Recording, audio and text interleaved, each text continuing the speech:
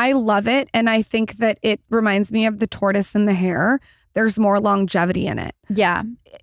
I cannot watch you take a bowel movement. And there's some people that are like photographing their kids in the bathtub. It's just like too much. No, it's too much. And I think leaving people wanting a little more is good. Like all these people I follow who don't show me everything, I'm like, who the fuck are they dating? What do they have for breakfast? I need to know. Because like you want to know everything. It's the people that show you everything, you're over it. It's so much better. And I also love blackout days. Like sometimes, you know what I do? This is so weird. At the end of the month, I'll go and look at my month on Instagram. There's like something you can look at. It's like an archive. Yeah. And you can see which days you didn't post and which days you did. And there needs to be a lot of blank space for that for me. I don't want to post every single day. No, I don't post every day. Sometimes I feel bad even. I'm like, fuck, I haven't posted a feed post in 3 weeks. I haven't posted stories in 3 days. I like that.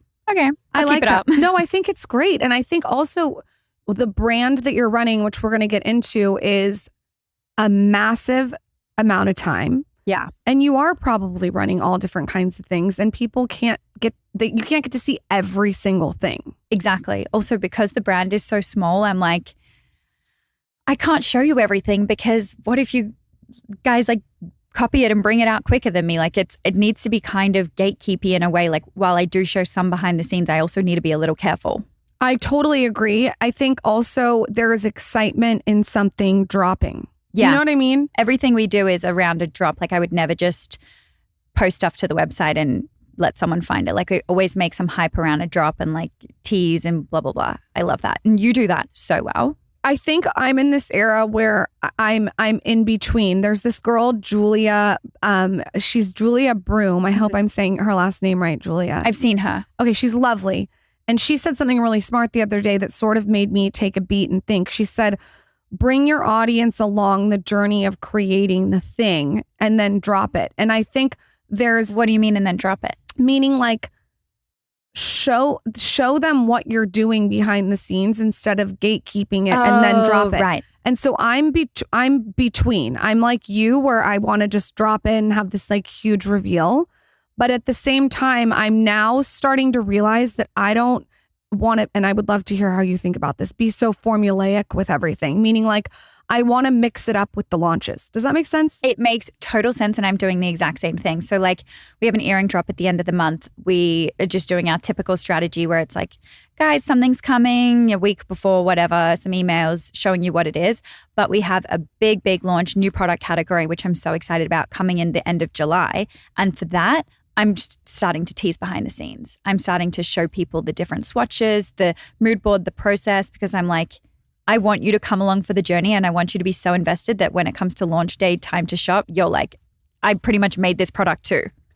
That is so genius. It's almost like it's like the community is so invested that they feel like they've been a part of it the whole way. Mm-hmm. And like, I love doing a poll, like this or that. What do you guys think? Like which color or something, like really getting people involved. Firstly, it's good because you're like, I think we should do purple and everyone wants green. And you're like, well, fuck, I'm glad I asked. Yeah. And then it's also nice because people following along are like, yay, you did purple and like, or you did green, whatever.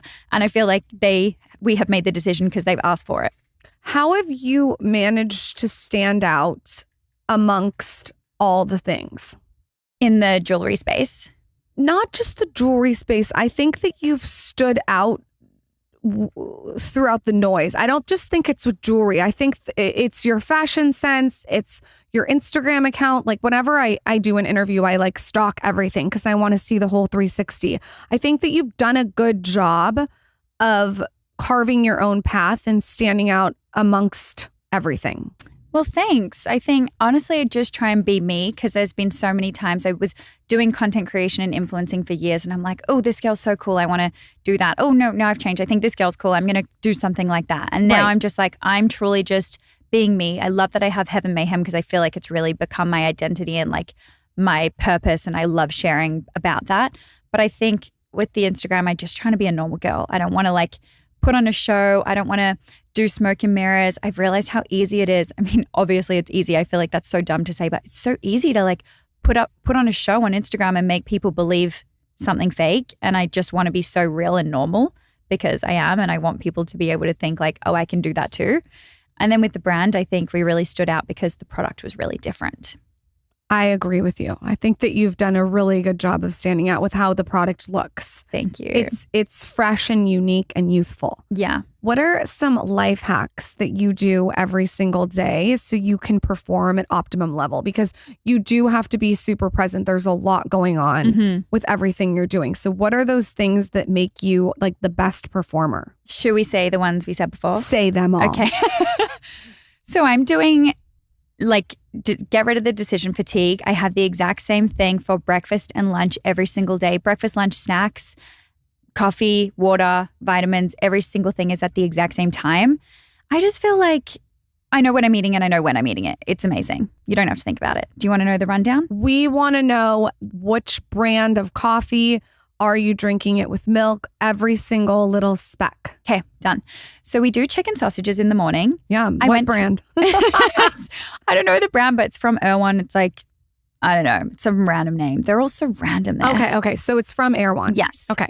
So my naturopath told me I need to have protein. Okay. So I'm on the protein. I have the bone broth before I go to the gym. Okay. And then I'll come home. I'll have the chicken sausages with half an avocado. Yum. And then I'll do a matcha with coconut milk. The coconut milk is also from Erewhon and the matcha is Cloud Cha.